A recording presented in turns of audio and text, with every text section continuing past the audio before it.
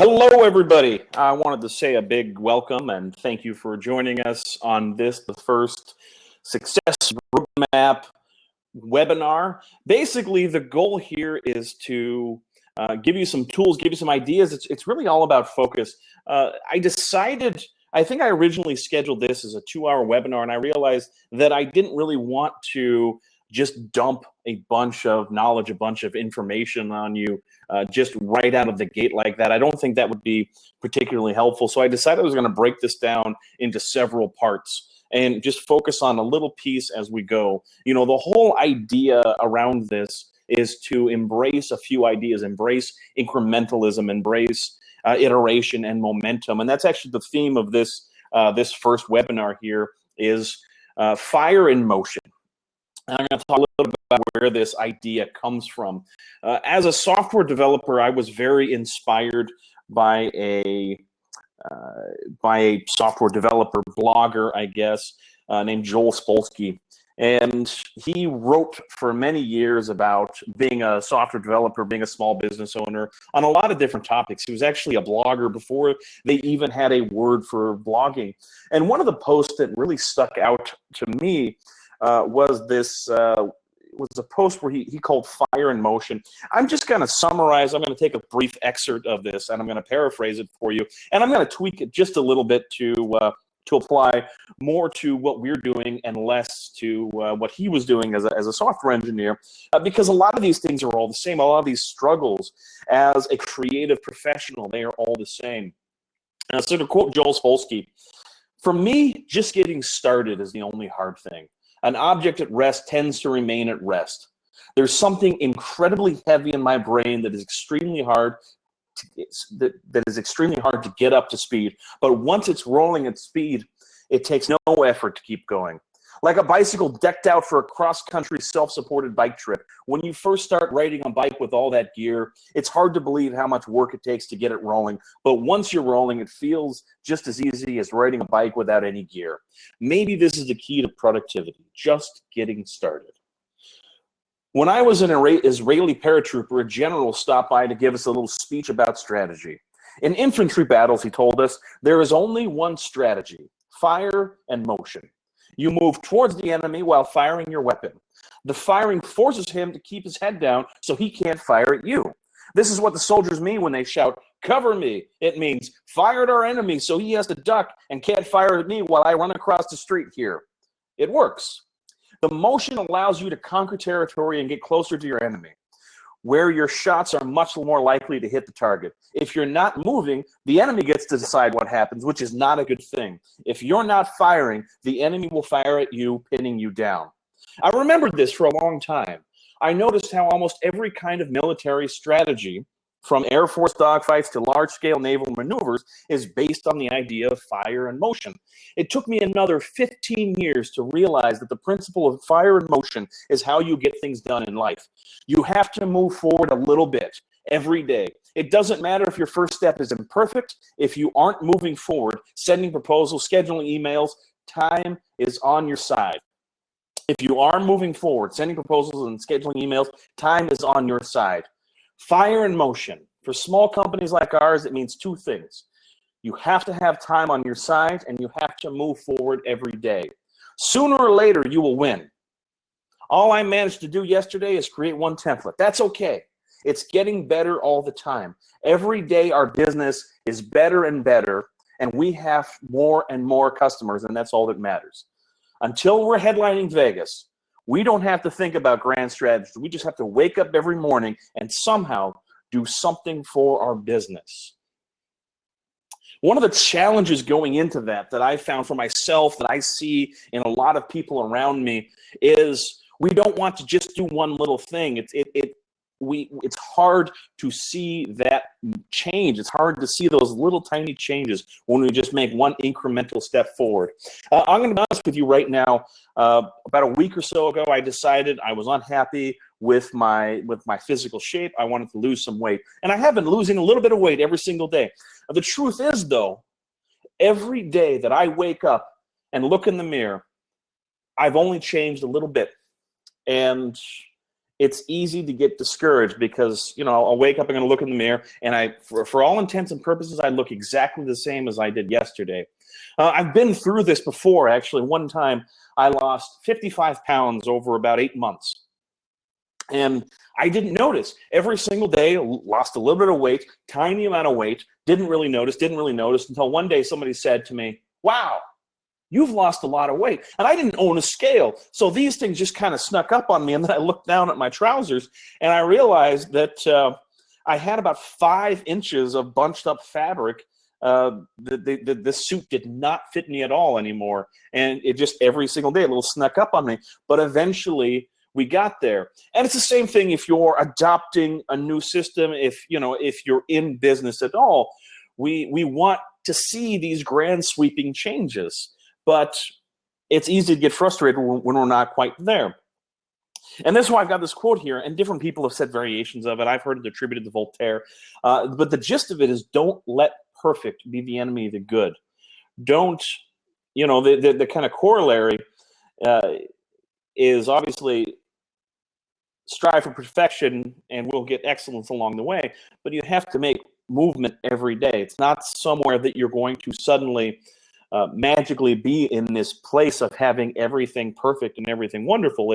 It takes time to build that. And I know that's frustrating. And so I want to talk a little about some techniques to actually do this, to be successful, getting a little bit better all the time. Certainly, I'm going to talk a little bit about how to do this with Mago, because I know that there are people who are very excited about making some big changes in their business, but you're looking for grand sweeping changes, that you're letting this idea, well, I don't have 100% of my automation set up, so I can't use any of this. And if you're in this position with Mago that you haven't done anything yet because it's not all set up yet, I want to show you how I designed the software to allow you to get a little bit of value every single day, actually get 80% of the value with no setup time whatsoever, and how you can make that a little bit better, a little bit more efficient day by day, and so you can really pick up momentum. One of the techniques I want to talk a little bit about is something called the Pomodoro technique. It's an unbelievably effective tool that I discovered a few years ago. Somebody I am part of a speaking tour now, and one of the speakers actually gave a talk about it, and I was able to sit down and listen in on his talk, and it completely changed the way I approach things. Think for a moment, just for a moment, there are probably things that you have wanted to start doing for a very long time. Maybe what you want to start doing has been is a little overwhelming. It's such a big task that it's such a big task that you think it's just hard to get started because this whatever this task is, it's so overwhelming that you don't really know where to begin. For me, one of these big tasks was switch over. I kind of feel weird talking to the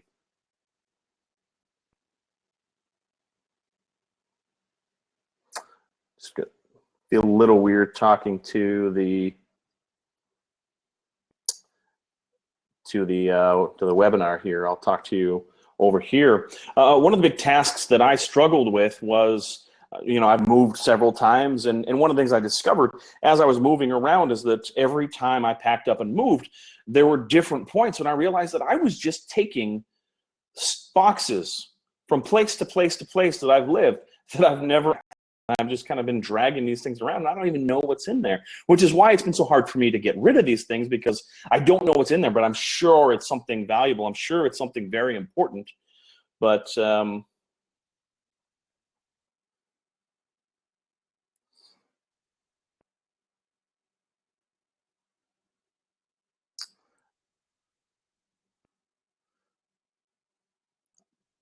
going to pause here for just a second.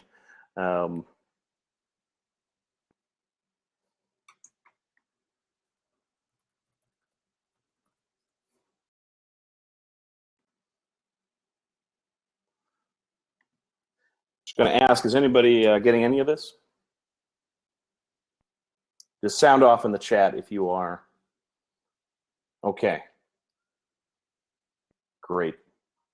So maybe one or two people, it might be a browser issue. The broadcast, the rebroadcast will be available as well. But just kind of going back to this idea. Thank you. Just going back to this idea that one of the things for me, I was moving and moving and moving. Every time I moved somewhere, I just had these packed, sealed boxes that I would just take with me from place to place to place. And I had a storage unit full of all these boxes, all these different things. And every now and again, I'd say, you know what? Today is the day. Today is the day that I'm going to go through and actually clear out that storage unit.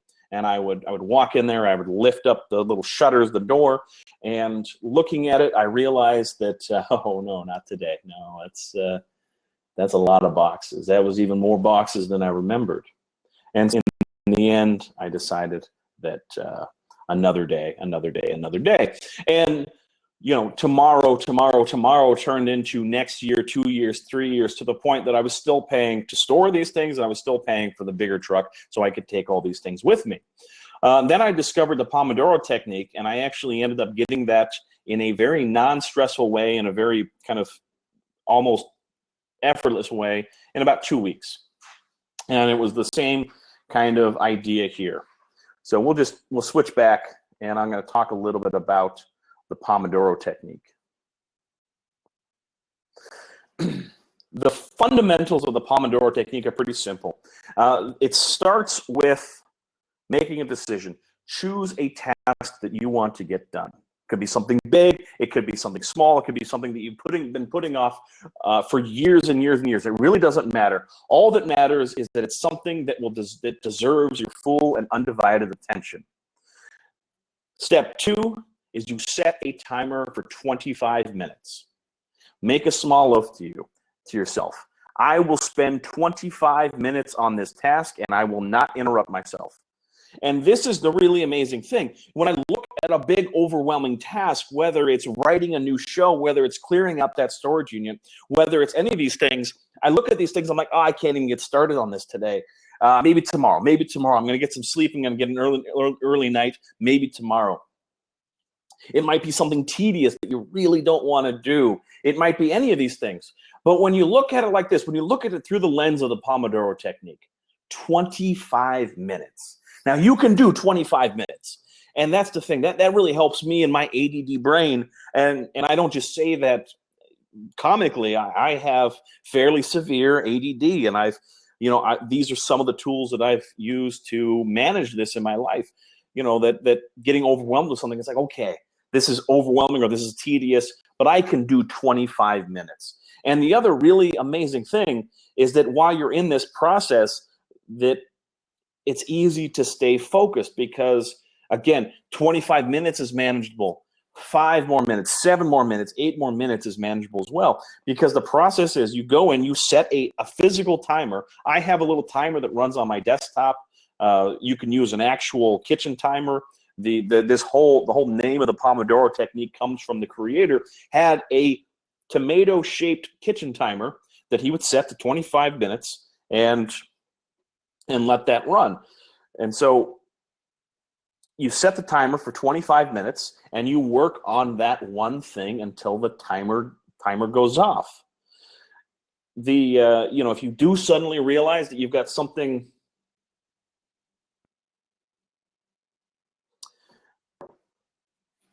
that there's something else you need to do, then write that task down on a sheet of paper. Don't context switch. Just note that down so it can be dealt with on your break, but keep going. And when the timer rings, put a check mark on the paper. And when you've done that, you've spent an entire interruptionless Pomodoro on a single task. That's why the actual physical timer is so important on this, is that when you want to get distracted, when you're in the middle of something and your mind starts to wander and you think, well, let me see what's going on Facebook. Let me see what's going on in the Magic Cafe or Twitter or wherever these kind of time holes, whatever holes your time goes into. The idea here is you can look at that timer and see, oh, there's 5 more minutes, there's 6 more minutes. and I can hold out for 5 or 6 more minutes, because at the end of your 25 minutes, you take a break. You can breathe, meditate, grab a cup of coffee, go for short walks, do something, just to kind of just step away from whatever work you're doing. And the process is you focus on something for 25 minutes, you take a 5-minute break. Every 25-minute block is called a Pomodoro. And every 4 Pomodoros, or I guess Pomodori if we're being technical, you take a longer break. Once you've completed 4 Pomodoros, you take a longer break. 20 minutes is good, maybe 30. But it also gives your brain time to kind of process all these things that you've focused on, that you've learned. And it gives you a chance to rest before these Pomodoros. One of the most effective changes I've made to my business is to spend 1 Pomodoro a day in the beginning. This was when I was working full-time, and then I had a part-time job, and I was trying to get my magic business off the ground, and it just felt like I couldn't do this. I was going into this thinking, I can't do this. I can't do all these different jobs and grow my magic business and all these different things. There's just not enough time in a day. And I just decided, okay, I'm going to do 1 Pomodoro a day in the morning before I wake up, and go from there.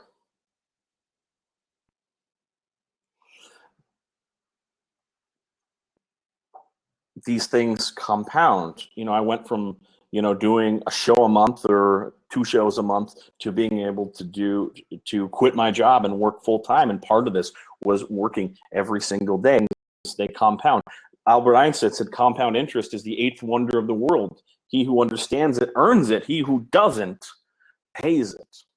And I want to tell you one more quick story before we move on kind of to the next segment. And it reminds me of, it's a story that I heard, and I don't know if it's true or not. It might be apocryphal. I've never seen it properly attributed, but you might have heard this as well. It's a young comedian has an incredible opportunity, ends up opening for Jerry Seinfeld, a very successful, one of the most successful comedians in the industry, and he runs into Jerry in the green room before the show. And there's only a moment, things are starting to move on. And the young comedian says to Jerry Seinfeld, says, what advice do you have for somebody, who's aspiring to be a successful comedian like yourself? And Jerry Seinfeld thought about this for a few moments, and he said, write every day. It doesn't matter if you're writing a lot. It doesn't matter if you're writing a little. It doesn't matter if you write 1 line. But write every single day. Write something. Write down some idea or some piece of an idea or anything like that. And he said, really, that's it? Write every day? He says, no. He says, get yourself a big wall calendar, one of these whole year calendars that has a square for every single day of the year. And every day that you write, put an X on the calendar. And whatever you do, don't break the chain.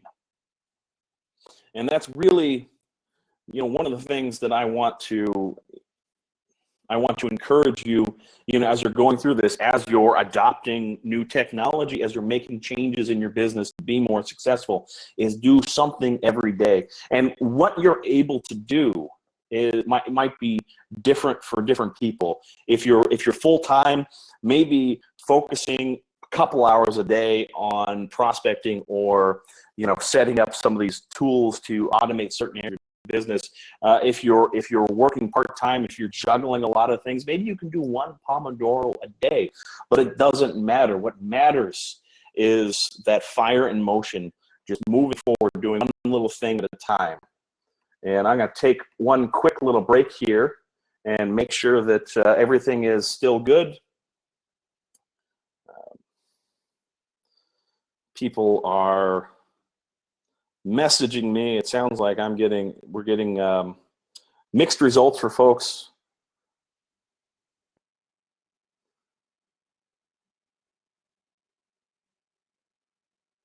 Yeah.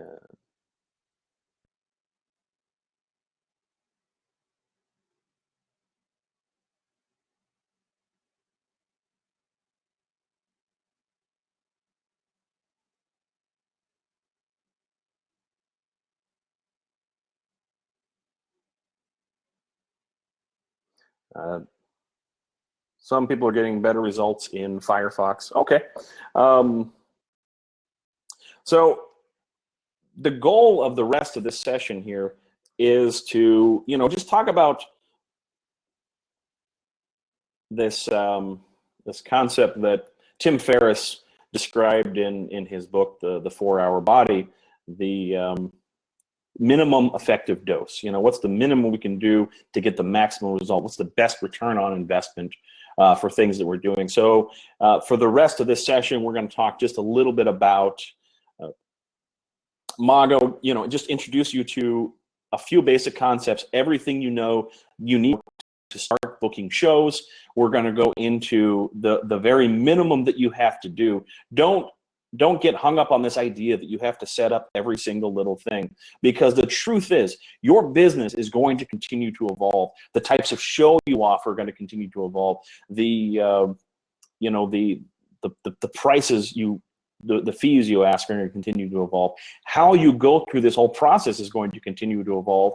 And so more important than getting this one thing set up that's never ever going to change is this idea that you know how to look at your business critically and how to make very small changes to make very big improvements, very big changes. So if you're in this position right now where you haven't started using Mago yet, that you're that you haven't had the time to sit down and spend 8 or 12 hours on it, I want to say right now is you don't have to do that. You can get tons and tons of value on day 1, and you're going to get even more on day 2 and even more on day 3. And this is kind of the idea of the roadmap. Long term, we're going to be talking about some different things. Today we're going to be talking about the basics, just getting started, just getting a little bit of value out of the gate every single day. And we're going to keep doing the Success Roadmap webinars every 2 weeks, and these are going to be available online. So we're going to have essential automations, prospecting, reprospecting, campaigns, importing, leveraging travel, different ways to multiply the value of different bookings, how to go in and do upsells and all these different things.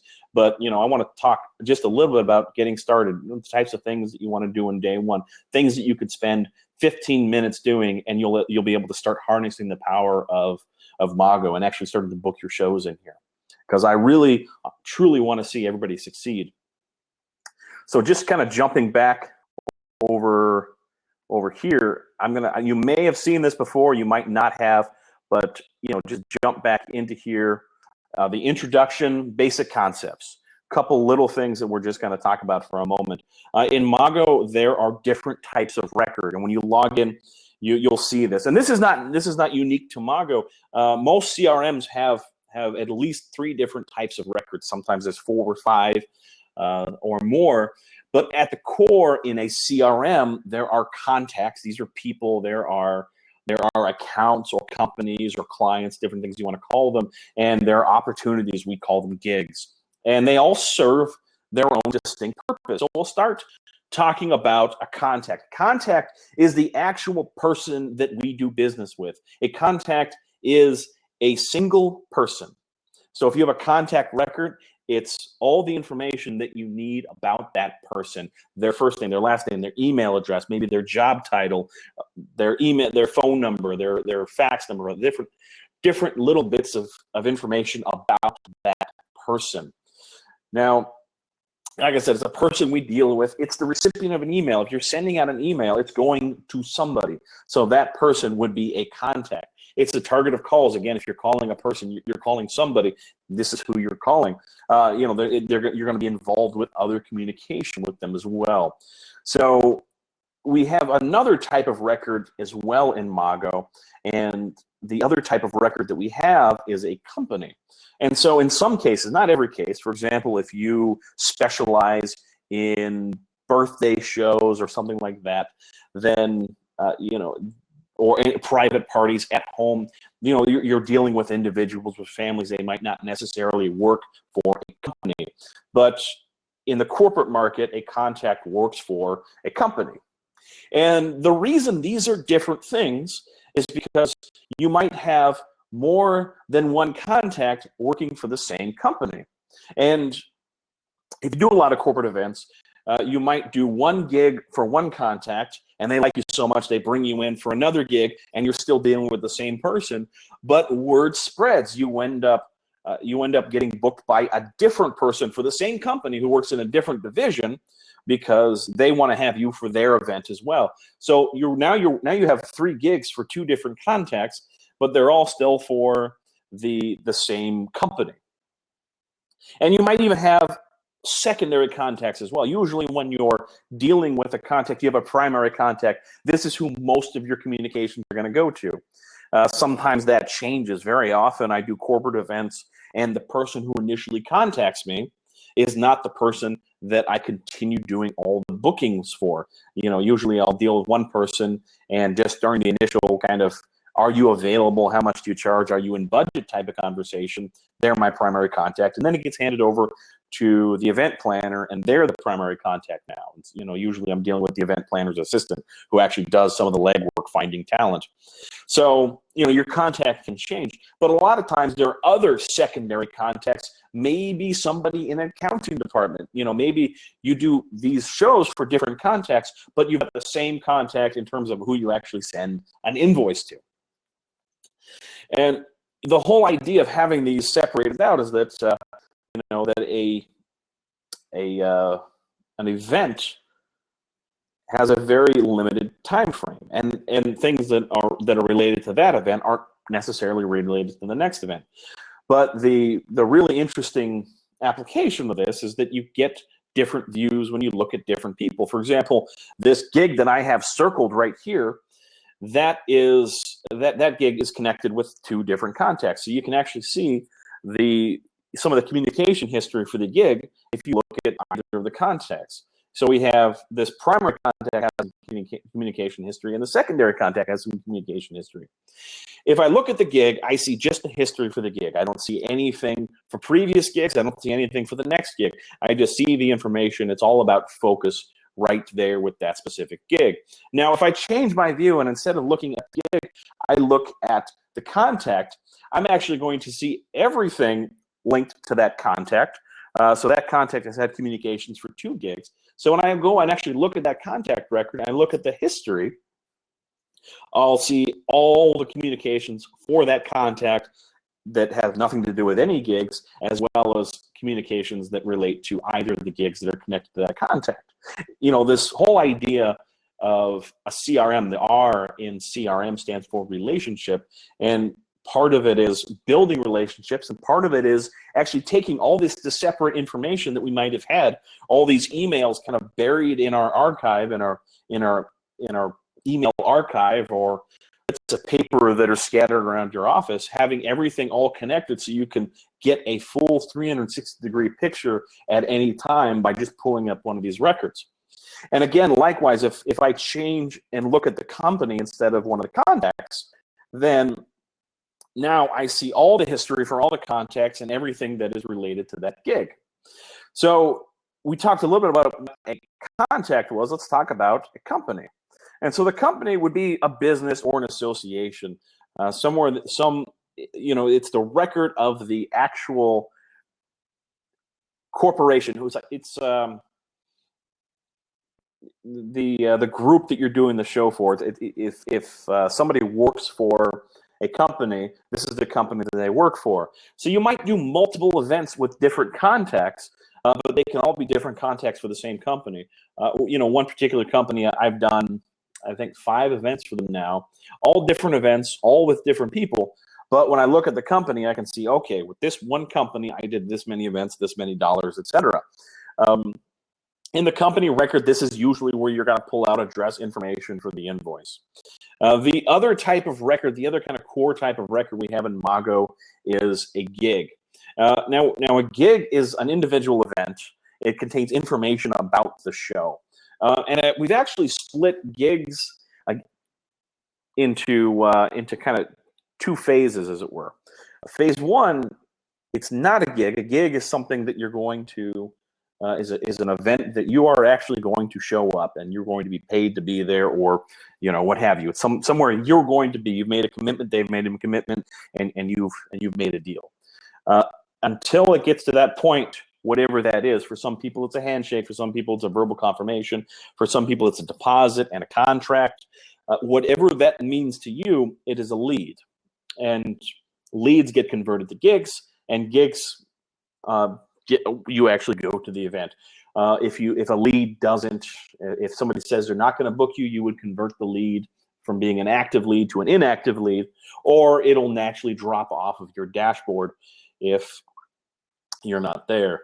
So there are a few more concepts that I'm going to talk about, that just basic things that you need to understand to be successful with Mago. You know, very briefly, we're going to talk a little bit about quotes, documents, the online booking process. And if you understand those things, you're going to be able to do about 95% of the different things you want to do day to day in your business.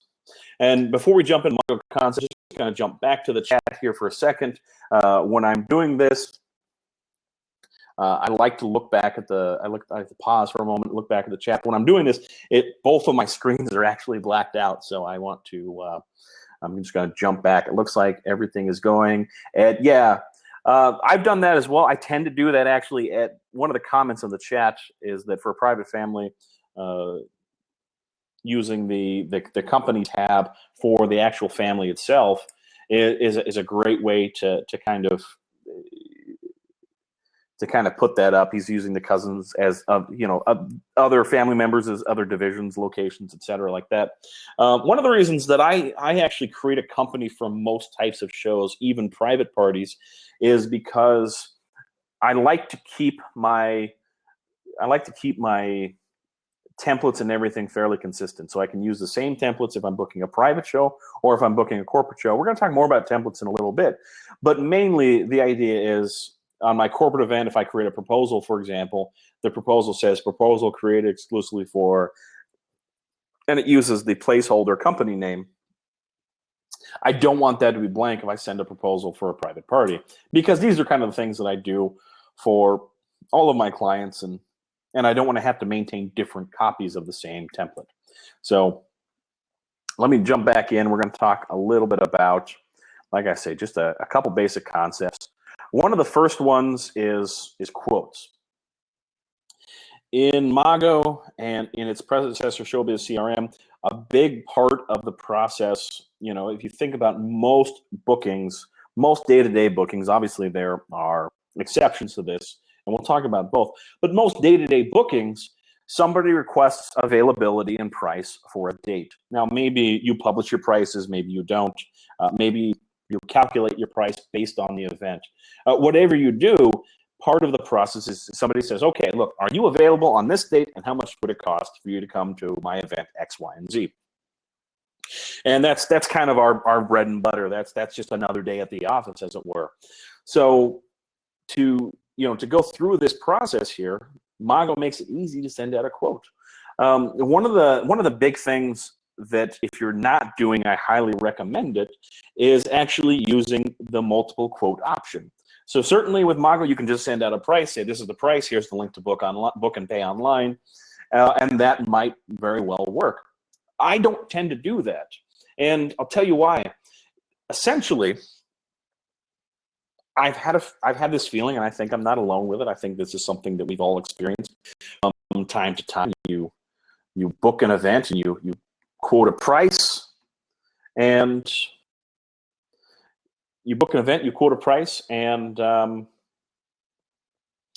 you get to the event and you realize I could have quoted them one of my more elaborate packages, and you feel a little discouraged that you might have left money on the table, and it's not a good feeling.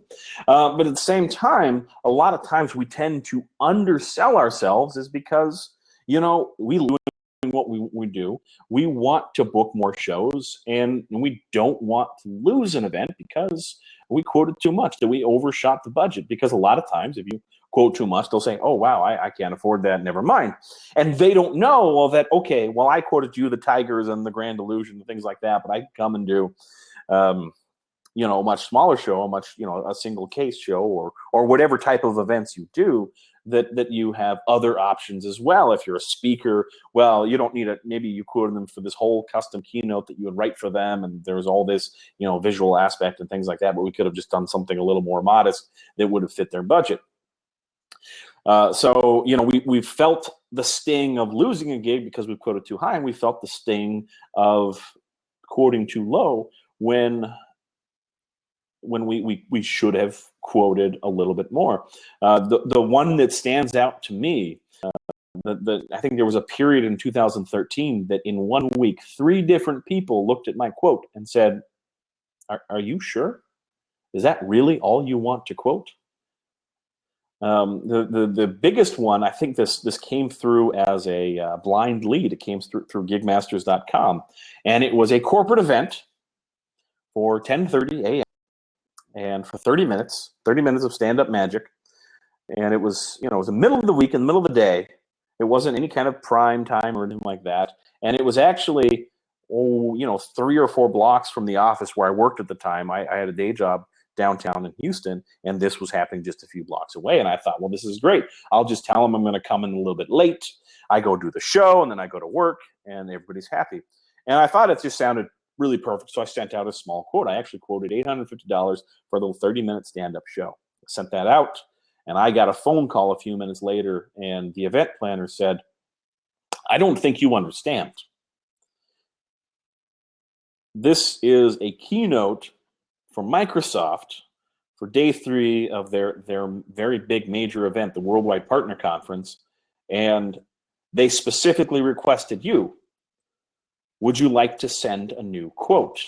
And I was really taken aback. I was grateful that they said that, and I realized that there's an opportunity to do a lot more. I said, well, I can create.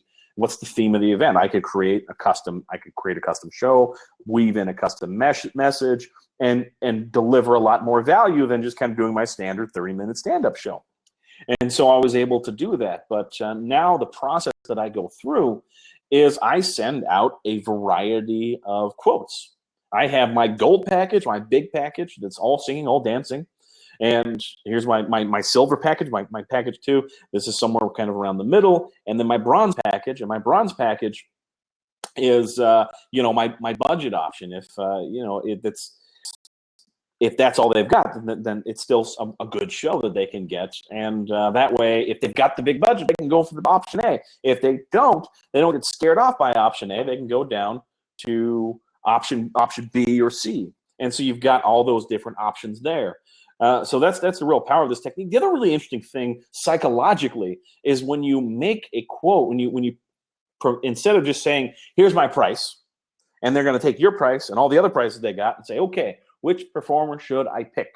Instead of doing that, when you say, here are my options, in people's minds, from the sales psychology of this is in people's minds, instead of saying, which performer should I pick? They say, ooh, which option should I pick? And I'd much rather people be thinking about what option should they pick for my show than weighing me up against the 10 other leads that came in through Gigmasters or Gig Salad or whatever they found on Google, depending on how they found you. My real preference now is to work with people who specifically want to work with me. I think that's something we should all strive for. It's a very different process, and you're never again put in this position of trying to justify your value or anything like that. They know what to expect, and they know what you charge, and they want to work with you. I mean, that's the best situation to be in. But working with creating quotes in Mago is fairly easy, and I'll switch over. I'm gonna kind of show you how this works.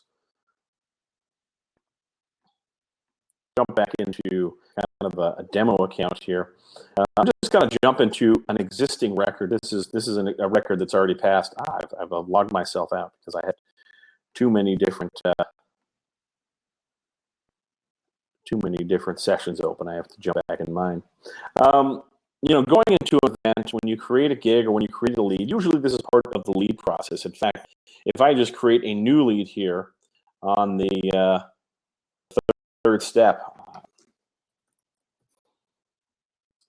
we have all the financial information. So we can enter a fee and deposit, and this is what we would do if the show is, if you've already had a conversation with somebody on the phone, they call you up and you go over the different options. They say, oh, we want option B. Great. Okay.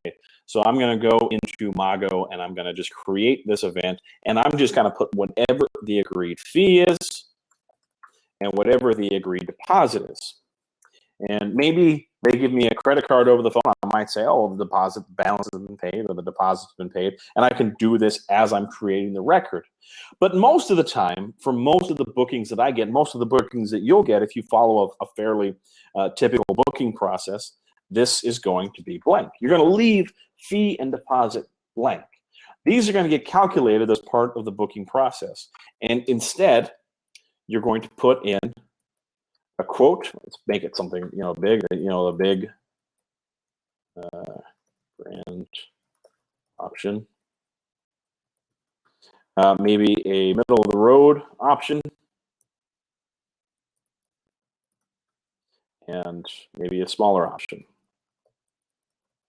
So you do this by putting a quote in quote 1, description 1, quote 2, description 2, quote 3, and description 3.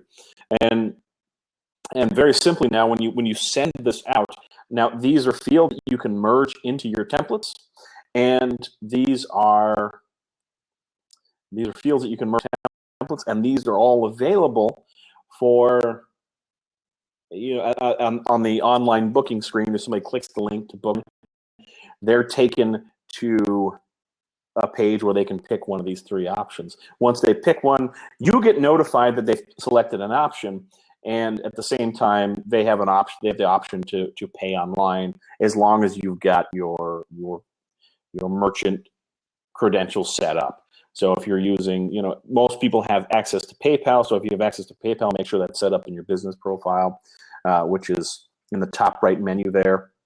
My Business, you can add that in there if it's not already added. Otherwise, we're bringing in new merchants every week for integrations. If you use other integrations like Stripe or Square or Braintree or a lot of these different credit card processors for small businesses, there's a bunch out there. Authorize.net, there's TSYS, there's a bunch of them. So if it's a fixed price, if you already agreed on a price, you enter it in the fee and deposit. Otherwise, you leave these blank and you enter everything in the quote information. So kind of going through this process, this will create a record. And if they go to book this online, then if they go to book this online, one of the things that happens is they're able to pick whichever option makes sense for them. And once they do, in fact, let's just do this. Let's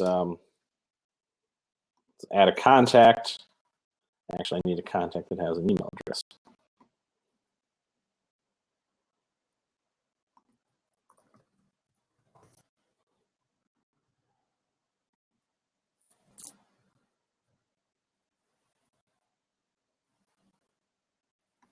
So there's our test lead, and it has an email address.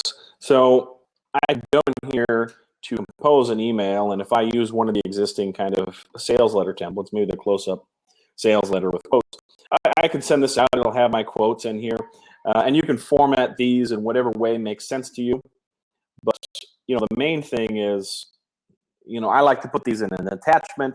That's that's certainly a possibility, but when this gets sent out, one of the things in the template is a link to book and pay online. So let's go ahead and send that, and you can kind of see what that would look like. One of the things, this is actually one of the sample testimonials. You'll have to go in here and if you want to use the sample testimonials, which your sample templates, you're free to use it. Some of them you want to just make a few different customizations, a few different tweaks, but most of them should work pretty well out of the box. So we'll send that now, and that's actually going to go over here in our queue. These are all the things that are going to happen over a period of time. So that's scheduled to go out right away. So that's probably gone. Yeah, and so that'll show up in our history.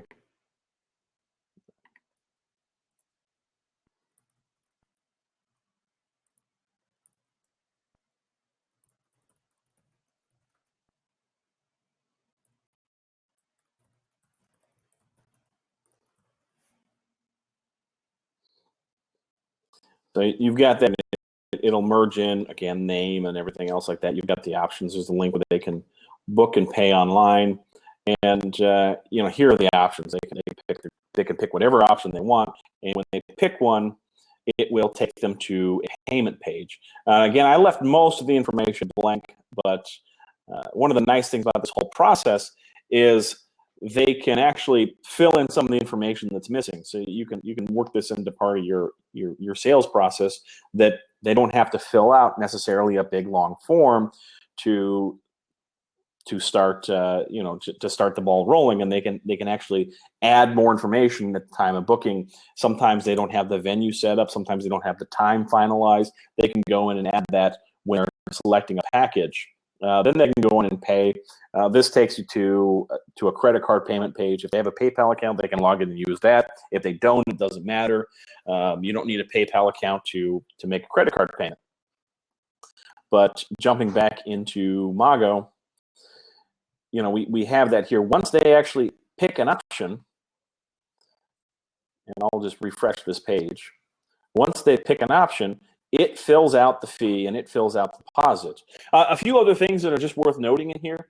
If you don't take a deposit, then you just put a 0 in the deposit when you're creating the event, or you can enter all this pricing information automatically using automation.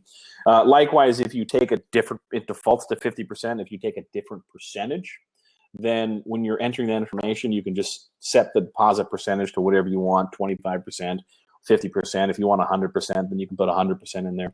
Or if you take a fixed deposit, maybe some people just take a $25 of earnest money, something like that, then you can actually hard code $25 in the deposit, and Mago will let that overrule whatever the calculated deposit might be.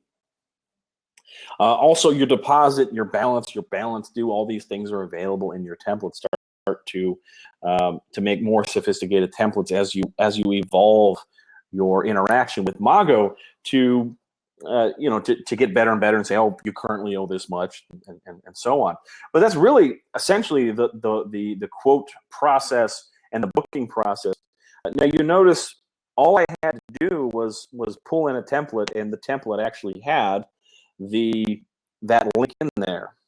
And all these are available under the templates. We're going to talk a little bit about templates here shortly, but I want to jump back.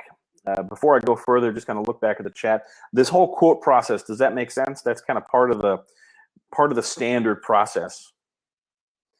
Just jumping into the chat, does that make sense to everybody? This process so far. I mean, that's how you'd send out a quote.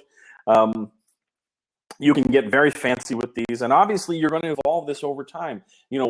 Just sending out a straight email that had the quote, that's what I used to do. And then eventually I put together a document template, and this would get turned into a PDF and attached as an email. And it's all these little evolutions. But the most important thing is sending out the quote.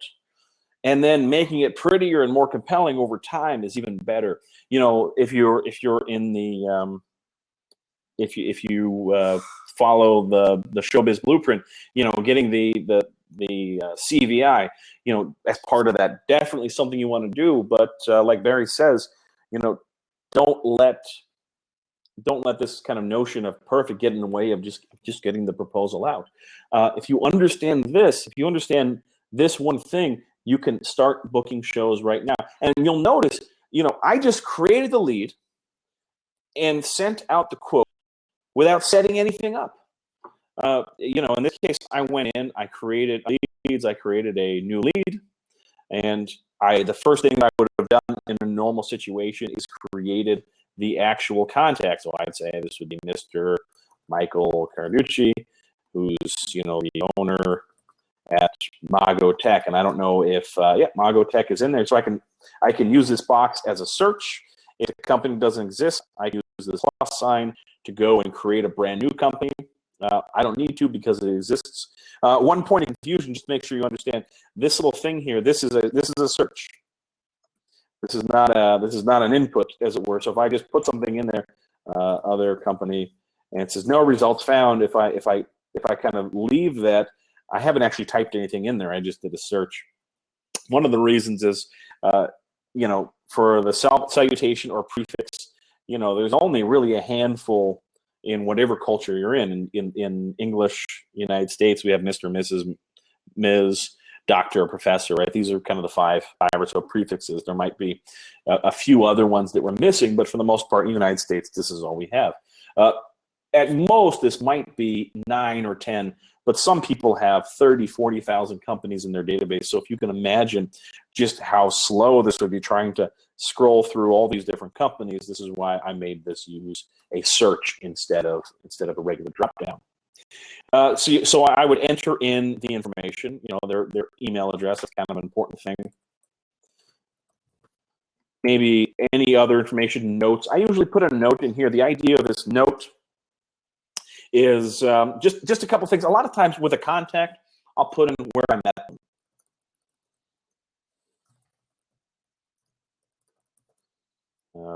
And maybe one or two other little snippets. I don't put much detail in here. This is kind of a summary.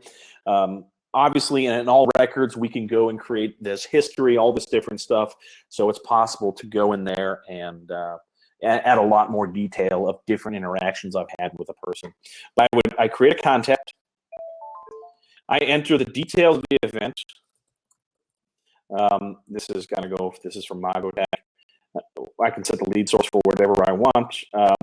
Show details, I can put a show date. It's going to be a New Year's Eve party. Whatever information I want to put in here, a quick, 1 or 2 line summary of what the show is. This is a private New Year's Eve party at a home looking for something. This is just kind of a summary of the gist that I get on the phone, or if I have a contact form, this is just where I say, describe your event in your own words. I might put in venue information, a venue name, venue address, if they have it. If not, I'll just probably put in to be determined, or just leave it blank. So we enter that information. We enter our quote, our financial quote, whatever.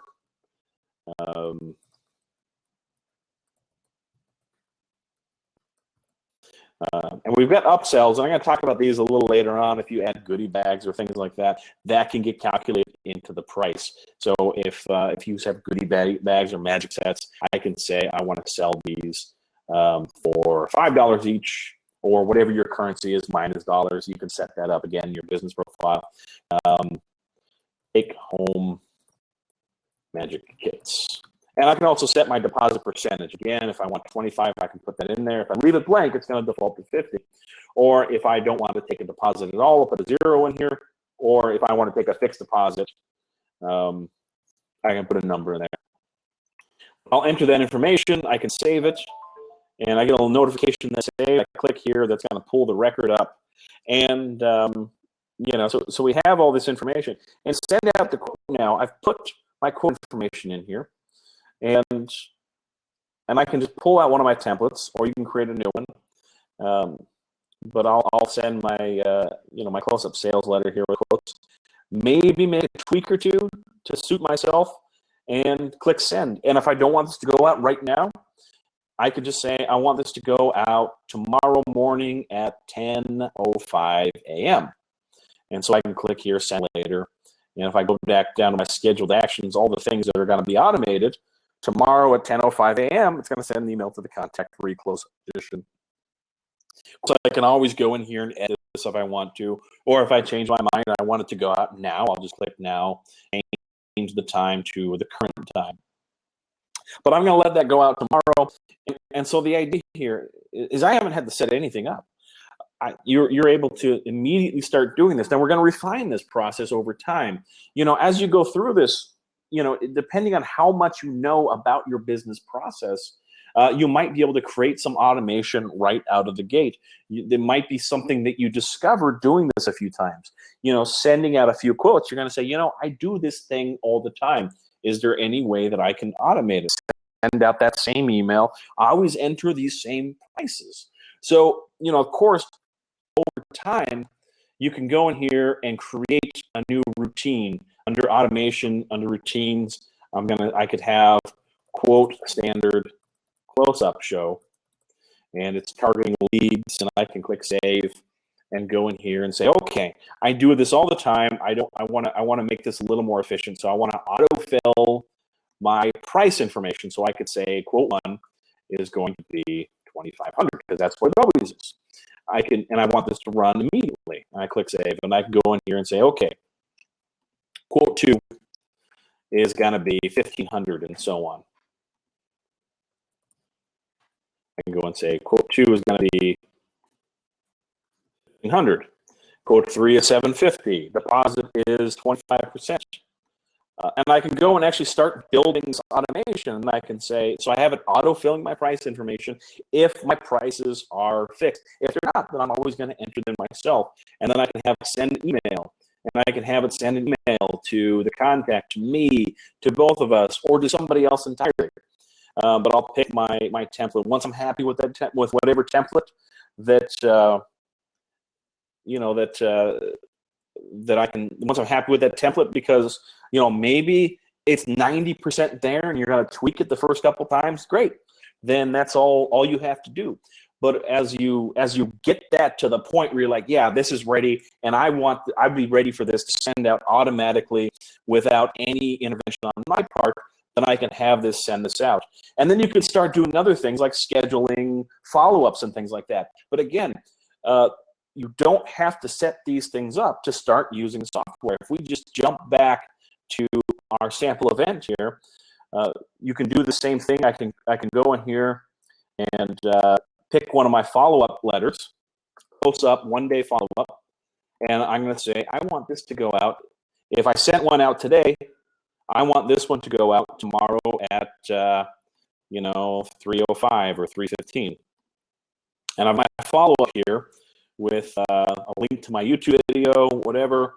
I click send later, and so now I've got the proposal that already went out. We'll have this go out today. For example, I'll just send this to go out now, and then we have the follow-up. So today at 2:58, our sales letter is going to go out tomorrow. The follow-up is going to go out there, and so part of working that lead, you haven't set up. You're automating your process, but you haven't had to set anything up yet. Over time, you can start to build these automations and tweak them and get them to do things that you want them to do. But don't let not set up keep you from getting more organized, being more professional, and actually having these follow-ups consistently go out and things like that. So, this is kind of the, just jumping back to the screen here. We talked a little bit about quotes. As long as you understand how to send a quote in Mago, then you're 90% there. You're going to be able to do most of the things that you're going to want to do every single day and run your business. Another really important concept, a very simple concept that I'm just going to demonstrate this very quickly, is documents. We have a few documents set up, a few templates set up. You can obviously create your own, but let's kind of jump into that. This is one common misconception that I see from people going from that I see from people going into the using Mago for the first time, just kind of playing around, which I highly encourage, by the way. The best way to learn anything is actually to actually just come in and play with this for a little bit. Go and book yourself a couple times before you start booking shows. In fact, that's the very first thing that you should do going into this roadmap. And I'll talk about this whole sequence in a minute. But as they're booking themselves a couple times, one of the things I see people do a lot is they go compose an email by clicking send email to contact, either next to the primary contact or next to one of the secondary contacts. They click send email to contact, and they pull up a template. We'll call this an invoice cover letter.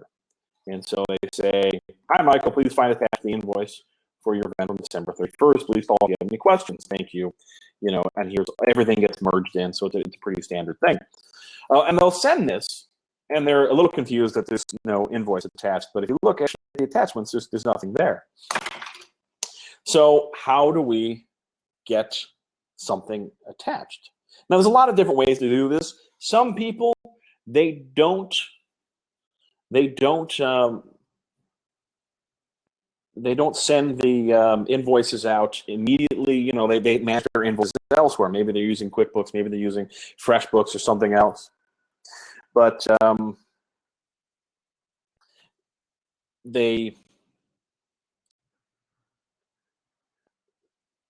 just upload. So they just go in here, browse files, and they'll choose a file to attach. They'll usually put it in gig files. This is really, you know, there are 3 folders that are automatically set up for you. Medias for video and images and things like this. Documents are things like W-9s, tech writers, things like that. Things that documents that you use over and over again for a bunch of different events. And then gig files are files that are specific to that particular gig. Maybe it'd be an invoice if you generated outside of Mago, or other things that are just related to that gig. And all these go into your cloud storage. These are separate from the Mago web servers. This is a dedicated cloud file store that and by default, I think right now everybody has 1 point something gigabytes available to you, and it's growing. You know, it's you'll probably never ever fill it up, but more and more space is becoming available to you as you know, as we're able to get more people on board and leverage these things. But you can upload a file from your local machine if you're doing that there, or what you typically do is send a contract like this under the action menu on the lead. So right here on the lead on the top right corner, you have a few different options. Automate certainly when you're ready to run some of these automation routines. But the option you're looking for here is generate document. So when you click generate document, you have a list of document templates, and we can give this a file name. File name right now is invoice by default. You can actually merge information in here. So say invoice for XYZ and invoice for, you know, such and such. But the main idea here is you have this invoice, you can tweak it.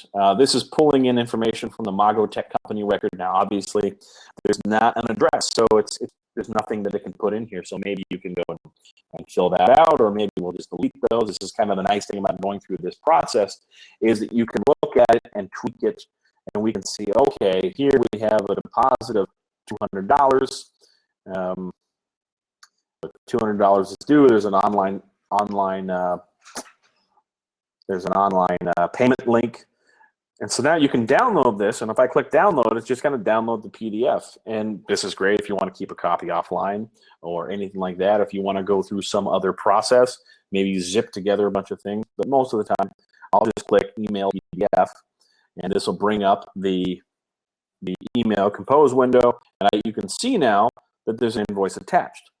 And so now I can just pull in my template, my invoice cover letter, and it's going to pull everything in, the invoice is attached, and I'm ready to send it. So this will fire out and things like that. And again, certainly you can automate this, and the way that and if you look at the sample automation routines that you have in your account from when you signed up, you have tools that will automate this. But the first couple of times, I would encourage you to kind of go through this process anyway, so you can kind of see what the individual steps are, how they kind of work, and then you can really think about, well, what do I want to do? You know, book a show the way you normally book it, doing everything just with these tools, and you'll learn more about your process than trying to guess and doing trial and error. So much time, to be honest. And again, you know, I just sent my invoice out in a couple of clicks. I could schedule these, I can do these things, and I didn't have to set up the automation. Now, obviously, you will over time, but don't let not having that stop you from actually running some of this automation. If we look at, you know, here, for example, this is one of the samples, book corporate show. You can see this is pre-configured. You can kind of see all these different things as an idea of some of the things you might automate. Cancel lead routine automation, update the record and convert it to a gig.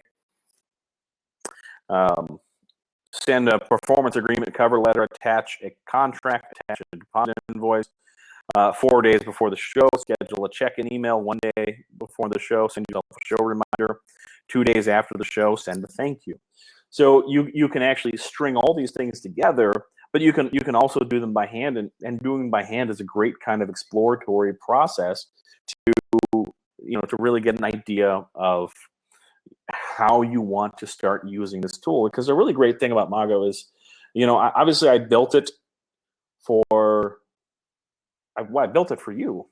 I learned a lot going through the process of creating Showbiz CRM. The most eye-opening thing that came out of creating Showbiz CRM was the shock that I had that people booked shows so many different ways. There were so many different processes out there. And so I built something that did a few things really well, and it didn't work very well for a lot of other people. And so I spent the next 9 months, I think, when Showbiz launched in 2010, trying to retrofit all these other different processes in here. So, going with a blank slate, building Mago from absolute scratch, I could change a lot of the ways these things work. I can make different decisions. This is one way of booking shows. Your method of booking shows may differ, but this is a really great thing that we have available to. Now, one of the things I glossed over the booking process a little bit, and the booking process, really, for the most part, there's a couple different ways to go about this. The easiest way is in your email template. There's one of the, in fact, I'll just show you this in a close-up sales letter with quotes. It's right here.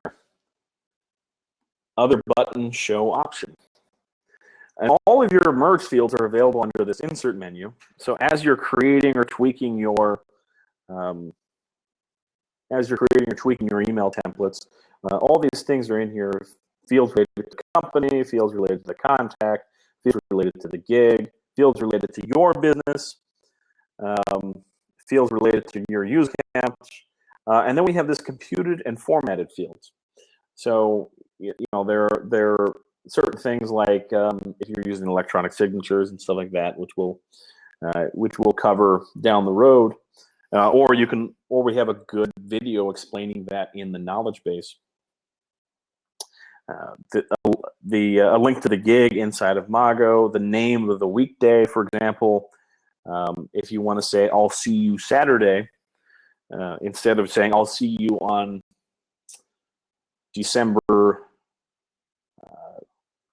31st," it'll say "I'll see you Saturday." If you want to make that a little more natural in the language, you can use this gig weekday. There's a lot of different options here, but for the online booking, there's a few fields in here: online payment link, select show option link, and there's also a select show option without payment. And this is something that you'd probably get into again as you evolve your system. It's possible. It's absolutely possible to put your entire booking process completely on autopilot. And if you want to do that, I would highly encourage you to go through the process manually a little bit and kind of understand really what your process is before you start having it do things without asking you. Because when you put your entire booking process on autopilot, it's possible to inadvertently book a show that you can't actually do, because at no point in the process could you intervene and actually make the decision, can I or do I want to do this particular show? So having this show option without payment allows somebody to say, yes, I want this package on this date, and then it goes back to you to confirm it and send them the payment link. So that's kind of an alternate process if you want to do this all on autopilot, but you don't have to have that set up on day one. In fact, not only if you try to do that on day one, not only are you creating a lot of work for yourself, but it's possible that you're going to accidentally make some kind of mistake because you're turning all these things on without really spending a lot of time thinking about it. So that's one of the benefits that doing this incrementally affords you. But you just grab this field here and it just inserts it right where your cursor is, and that turns into that online booking link. And that's really all that has to do.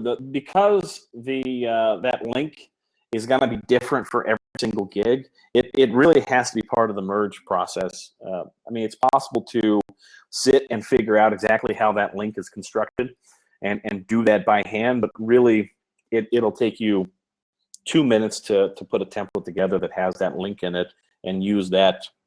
So that's some of these links and computer things are going to be different for every gig. So that's why they get created as part of the template thing. But when you're creating these documents, this is an email template. If you want, instead of being sent as an email, if you want it to be sent as an attachment, when you're creating a template, just say the template type is document template, and it will get turned into a PDF and attached to your email. Now, the editor that we have is fairly sophisticated, but it can be challenging to create layouts. I have been a software developer, a web developer. I've been using HTML, the language of creating web pages, since 1994. So that's 22 years. Geez. Yeah, I created my first web page in maybe 93, 94, and I know this fairly well. But if I wanted to create something very fancy in HTML, I actually paid somebody $50, and I said, "Take this, turn it into HTML, so I can convert it in this email."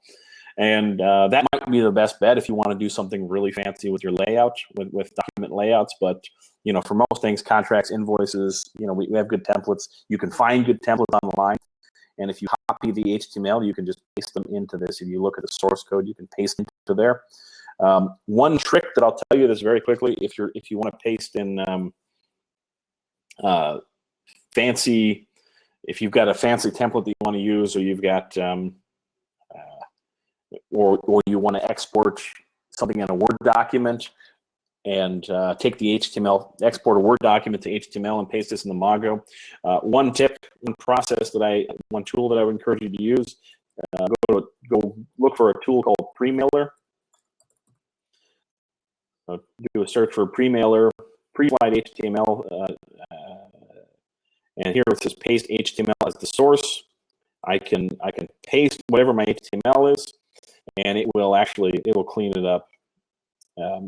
On here, I always check remove style and link elements. And other than that, I'll paste that all in here and then click submit, and it will go through. Apparently, it doesn't like when there's nothing there. It will go through and tweak the HTML, and I can then paste that back into the source code here. There's just one trick if you want to try to create something and paste it elsewhere. But you create it as a document template. I've had people do pretty complex layouts for me. In fact, yeah, right here. Here, this actually got generated with inside of Mago. So I gave this to somebody else to lay out, and this is the I said, hey, make this into a template that I can use in my software. I think I paid them $50, but I took the existing document and gave it to them. I said, give me this in HTML so I can merge it, and they did that. And I have a little bit of code, and I pasted the editor, and that just works. That just sends out my proposals now. But that really kind of covers the booking process, creating documents. The other thing that really holds people up whenever you're switching from one system to another, and I want to talk a little bit about this, is a migration strategy. This is really where a lot of people struggle. This is one of the reasons we get locked into using stuff that we don't want to use, is that this whole process of migrating from one system to another is difficult. It's tedious. It takes a long time. And, I want to talk about an actual strategy for this for a moment, because you're not alone. Virtually every business of consequence, at one point or another, they have to switch from one system to another. I studied, IT and computer science and all these different things at school growing up, and part of the IT course is there's a lot of study and theory around the best way to go from one system to another, and it really depends on your resources, how much time and money you have, and that's really how you make that decision. But for most people, the process is you draw a line in the sand. You draw a line in the sand and you say, okay, everything new from this date is going to be in the new system, and everything old in the old data is going to be in the old system. And then over time, you get the new system caught up with all the data in the old system. But, you know, if you go through it from that direction, it's not ideal, but it's going to get you the most value the most quickly. If you and you have to draw that line in the sand at some point where everything new starts going into your new system. If you've got everything new still going into your old system until all your old system stuff is in the new system, you're fighting a losing battle. You know, they say one of the first rules of being in a hole, when you find yourself in a hole, the first thing you need to do is to stop digging. In other words, if you've got an old system that you want to move away from, then one of the first things that you have to do is stop putting new stuff in the old system. Start putting that into the new system. And there are a few things that you really need. You know, if you've got shows booked and things like that, then current shows in your calendar and stuff like that, then you'll want to move those over just so you can kind of take care of everything current and future in the new system, and then you've got all of your old stuff in the old system. And so you can kind of do this in a two-pronged approach. So first, start doing business in the new system, and the second part of this process is to backfill all your data in the old system. Now, one of those is higher priority than another, but depending on how much you're paying for both systems is really going to dictate how quickly you want to do that. If you're using a system that you're paying $7 a month for, then you can let that sit in there for a couple months while you get everything humming up nicely in the new system. And one of the really nice things about this is, as you're going through this, as you're using Mago, and you find that you learn a thing or two about it, doing the import actually makes a whole lot more sense once you've booked a couple shows through Mago.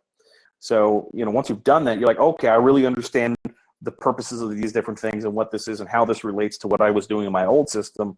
And it makes it a lot easier to go and get all the data in that spreadsheet and do that import. But you don't have to do the import before you can start using Mago. You can enter a handful of gigs and records in by hand. And the main thing, the most important thing that you can do, and honestly, if you're watching this right now, it's because you made a conscious decision to start using Mago because the benefits are very clear to you. The first thing that you have to do is get new events, new inquiries, new contacts going into Mago. That's one of the first steps that you have to do to start using this. And the easiest way to do this is by creating a contact form and replacing whatever's on your old form, whatever your old form is. If your old form is going into an old system, then you're going to want to take the old one away and create a new contact form. Creating a new contact form in Mago is pretty easy. Again, the contact forms live under automation right here. If I click on contact forms, I can create a basic contact form. I might call this my new improved website form. And when I click next, first name, last name, email address, they're already there. And so now I can just drag over whatever other fields I want. First name, last name, email address, those are required. Everything else is optional. So I might want to take their mobile phone number. So I drag that over and drop it. And you see, as long as I have this little blue outline and I drop it, it'll go in there. Sometimes people just go to the right and nothing happens. You've got to actually bring it up to the list here and get that blue outline. But we've got the contact. Maybe we want some fields for the lead. Maybe we want the show details where they can describe it in their own words. Maybe we want venue address. That might be something we put in here. Whatever makes sense to you. Most people just put whatever fields they have in their old form. Sometimes they don't always map one-to-one. So you'll want to get it as close as you can, but don't let that be a big blocking obstacle. It's not, get it as close as you can. Things later. You can always go back and make your forms better and smarter. The main thing, again, it's that momentum. It's getting that step forward and iterating. getting something good today, making it a little bit better tomorrow, a little bit better tomorrow, a little bit better tomorrow. So going into this, you drag and drop the fields you want, and I just click next. And now we have the form design where I can go in there and maybe edit what my labels are. I could just say first, last, email, so I can just select this. I'll say describe the event in your own words. Put these things in here. Now, obviously, there are advanced things you can do. This is a pretty basic responsive contact form. Responsive means that the layout will change depending on where it is. If it's on, if they're looking on their phone, if they're looking at it on a big desktop, it will adjust to the size of the container you put it in. If you put it in a space on your website that's smaller, it will adjust to be smaller. Now, obviously, you can add your own custom CSS, and you can put other JavaScript in there. You can put a CAPTCHA, turn it on and off. And for example, I've done this, and I know other people have done this. They've whoever their web designer is, they said to their web designer or web developer, take this and make this form look like form it. In fact, if you look at magic.com, which is my website, if I scroll down to where my contact form is, you can see this is a plugin that I have that does that. But you can see that this is styled fit in with my website. I actually got some code from my web designer, and I was able to paste it in that CSS folder. Other people are doing some really clever things with JavaScript, where it will they can actually pick where they are in terms of their region, and it will autofill certain price information and stuff like that. That's really cool stuff. But don't let not having that on not having that on day one or day two stop you from getting, because that's nice little incremental add of value. But if you're letting that keep you from doing anything, then you're getting zero value instead of only 97% of the value of these automations. Again, you're going to grow into this. So obviously, you can do these different things. You can turn the CAPTCHA on and off, but you get a basic form, and there are two more things that you want to set up for the contact form. Just going through this, from email address. Now, if you have different websites and different forms, then maybe you want a different email address. For example, when I was doing birthday parties, I had a whole different website, whole different everything. So my birthday would be michael@bestpartyever.com. That would be my from email address if this was the form that I was going to put on my birthday site. Likewise, if it was on my corporate site, Michael. If it was for my wedding site, I'd have the weddingmagician.com. Whatever I want my from email address to be. You can control that. That's one of the options you have. Set that. You can leave it as default if you want, or you can change it to whatever. I'd probably do my main website there. Then you have the option to pick a template, a response template. This is the template that's going to get generated and merged and sent to whoever filled out your form. It's kind of a confirmation received it. So there's a web form acknowledgement is the one that we provide automatically. You can create your own, but you have that. Now, again, this is all I would recommend doing as far as the response. You can have it run a routine, and I would recommend doing one or the other, not both. If you're running a routine, I would have your response in there.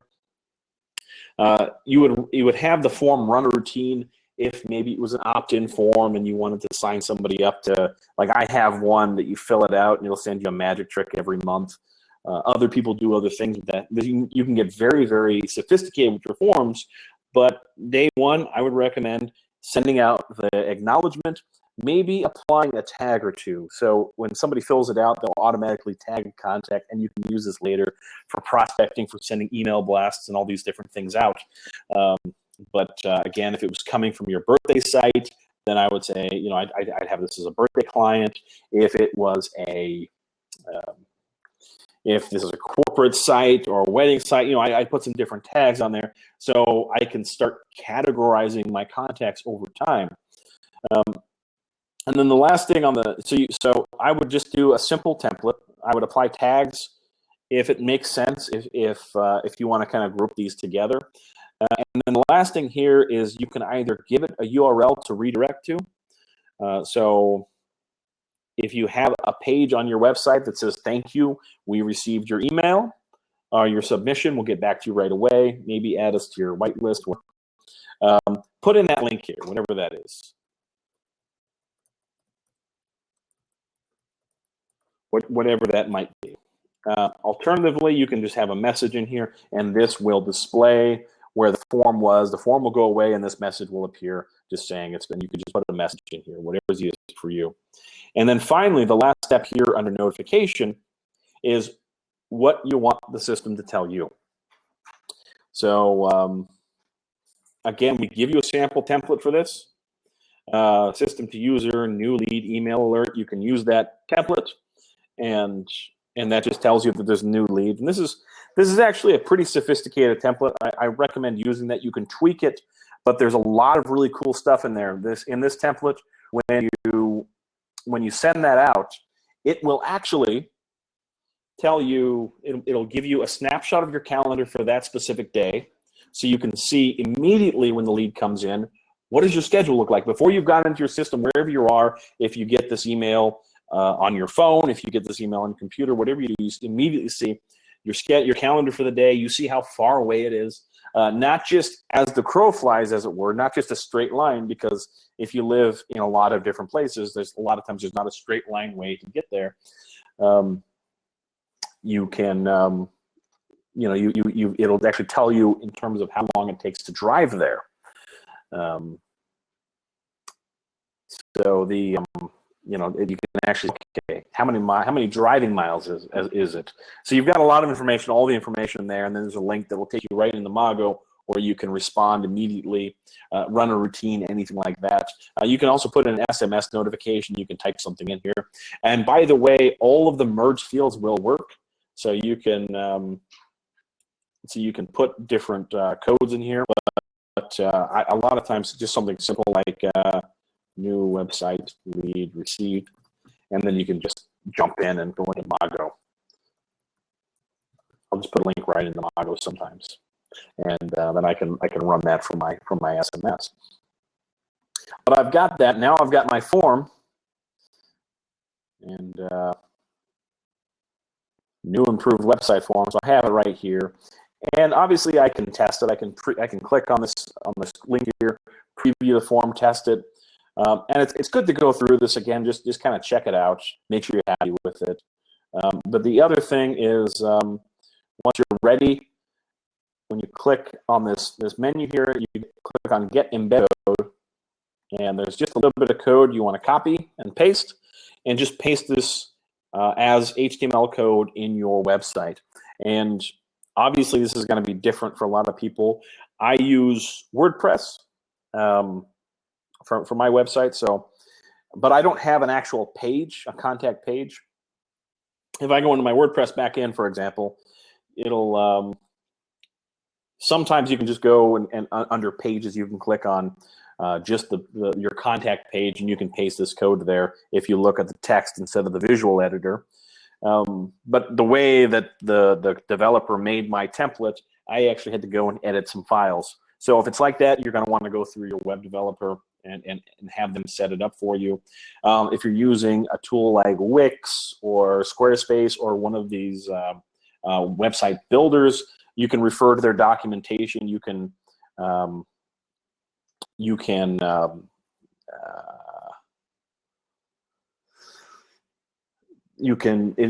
in there and use the they talk about how to paste external third-party HTML and third-party JavaScript, and so there are little specific widgets for that you just give it this little bit of code and it'll work.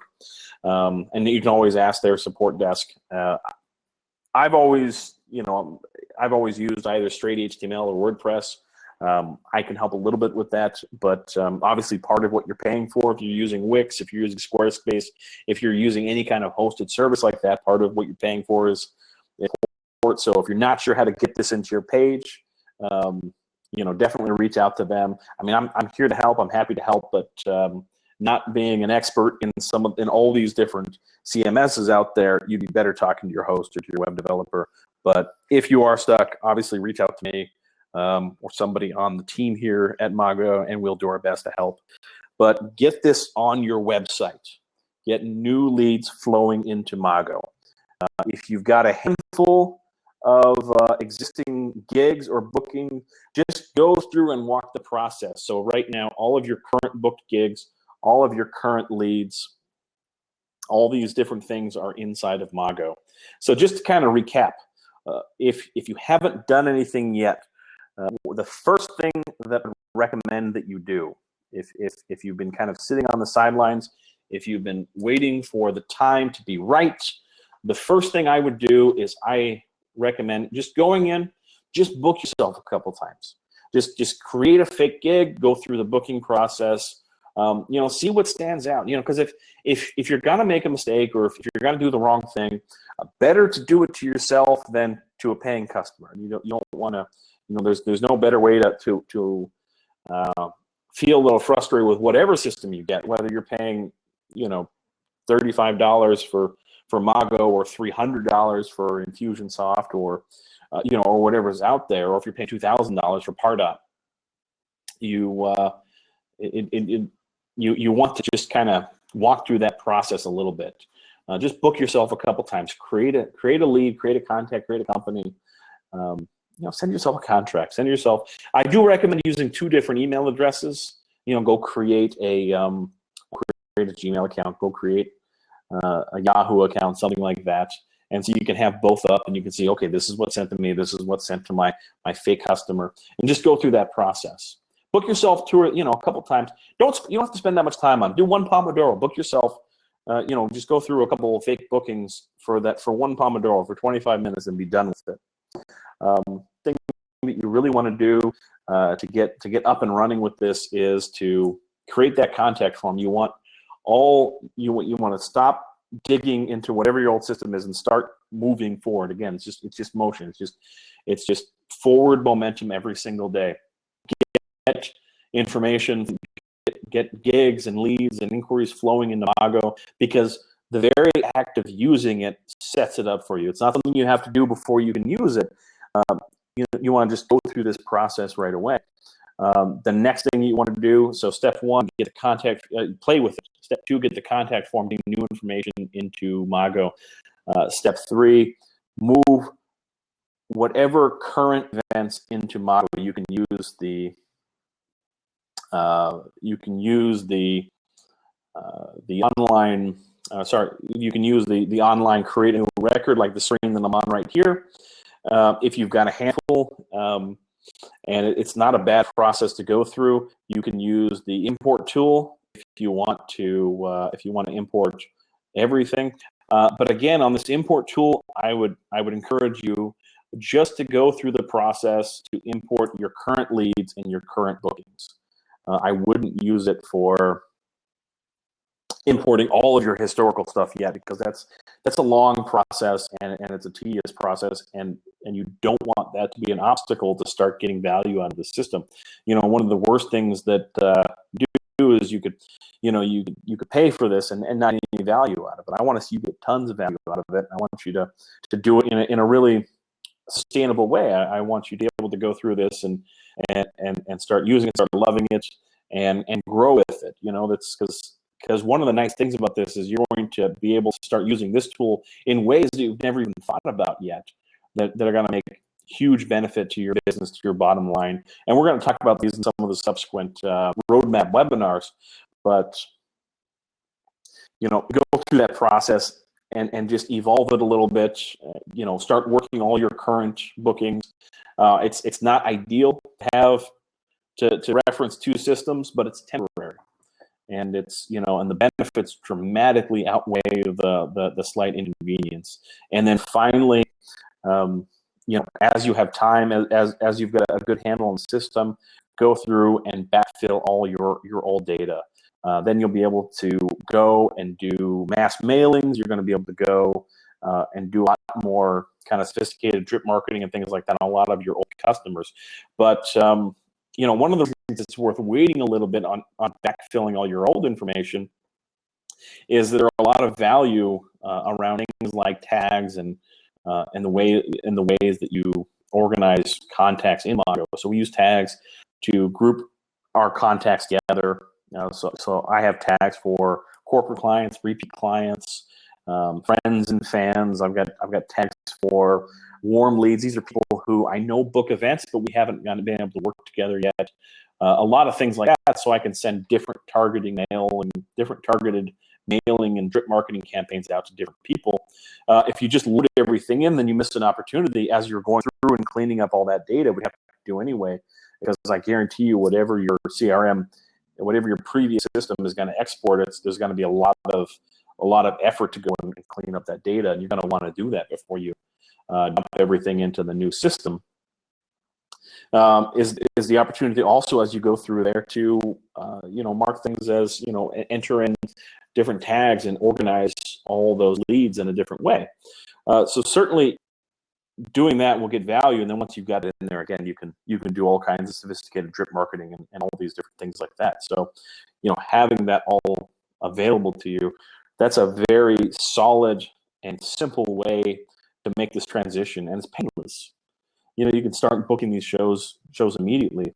The last thing that I want to talk just a little bit about is the automation. Just as you're going through, little things to think about. Two important things that I do in any of my automation routines. And thank you, Jonathan. Glad that I'm following back and forth. I want to make sure I'm not missing anything in the chat. But two important things that are really key, and this is where you're going to start to get value out of Mago beyond your wildest dreams. One, in your automated follow-ups, you have a template. Create a simple template. There's one in there. There's one that we already provided with you as a sample. 10-month follow-up did not book. It's generic because there's nothing in the language that really refers to any type of show or any specific type of audience. So you can use this if you're a speaker. You can use this if you're a hypnotist. You can use this if you do balloons at birthday parties. You can do this if you do bizarre magic at weddings or whatever you do. Because the language of this template is fairly generic. Oh, it says magician, I think, in the template that we pulled out of my account to kind of get there. But you can talk about having entertainment, whatever, or whatever you do, even if you're not an entertainer. We talked about having these different things at your event. Unfortunately, when I didn't make it happen, it was a huge success. I want to check in and ask if any events coming up in the next few months.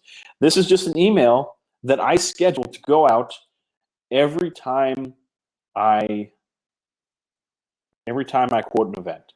This email gets scheduled.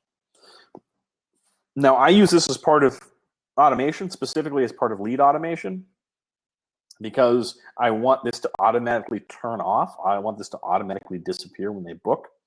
But it is very easy, trivial, in fact, to go in here and say, I want to send an email to this client.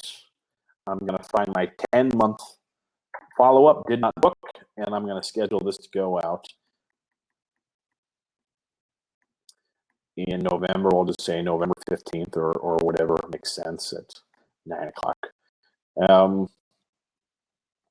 And I'm going to schedule that to go out. So now I look over here in all my little automation queue, and I can see that on November 15th, 2017, this email is going to go out.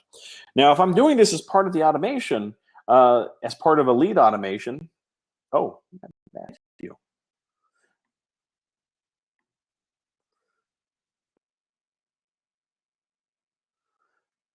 if I'm doing this as part of a lead automation, then so right here, 11:15:07, I've got this. So I'm doing this as part of an automation routine, a lead automation, then then certainly it's very easy to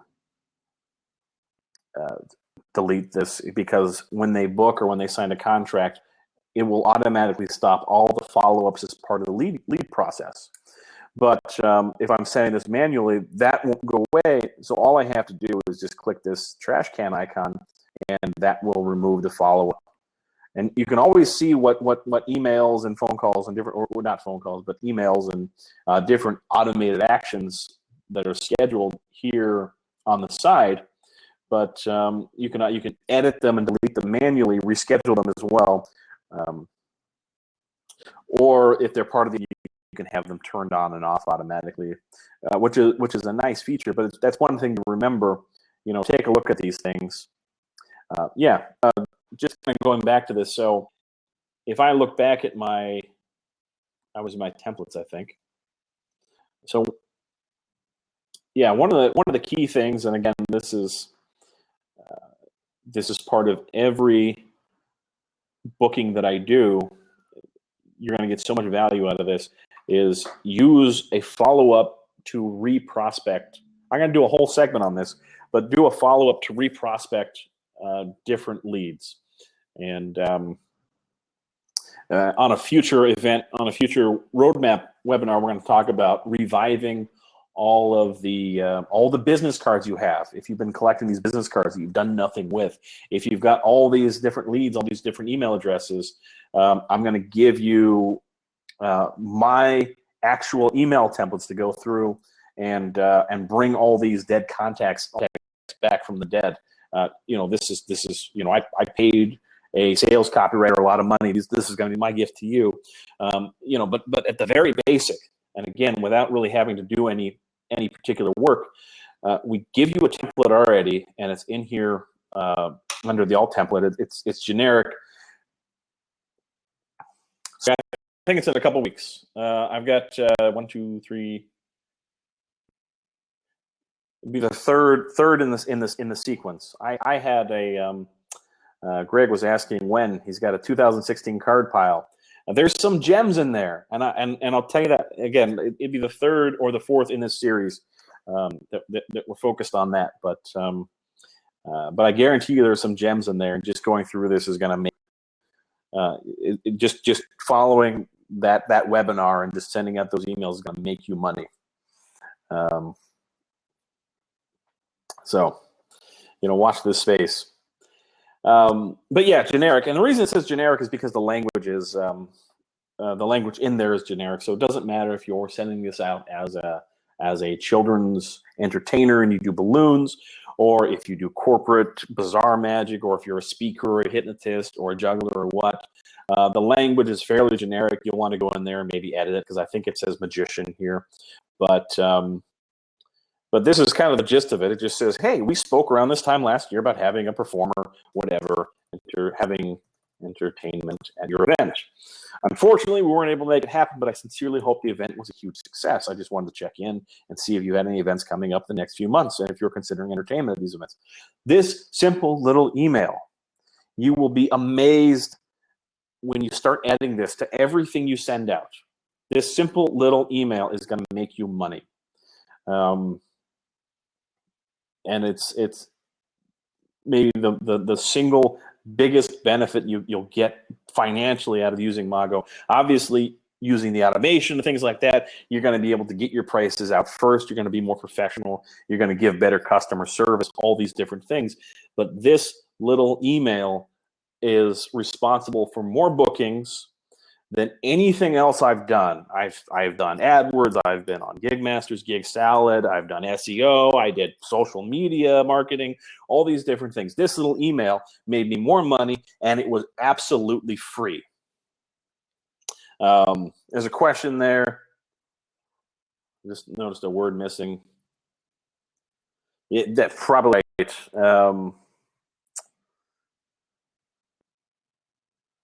That might be in there. So somebody asked, hello, contact first name. All these, I think I mentioned this earlier, all these fields are available. This doesn't, when I zoom in, all these are available, so I can say I want to address this to the person's first name. So I just insert, and this will be replaced with the person's first name. So if it's going to,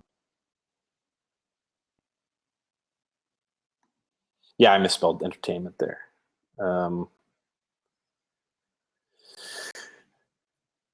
But all this will just, when it merges in, it'll say hello Michael, or hello Jonathan, or hello whoever. It's gonna, this way when you pull this in, it will when you send this out, it'll actually merge in all that information.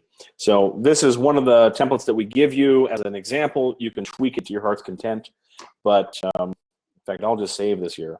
And if you're using automation, every time you send out your quote or your sales information as part of your automation, have this as a follow-up. In fact, if you look at one of the sample routines, we have a,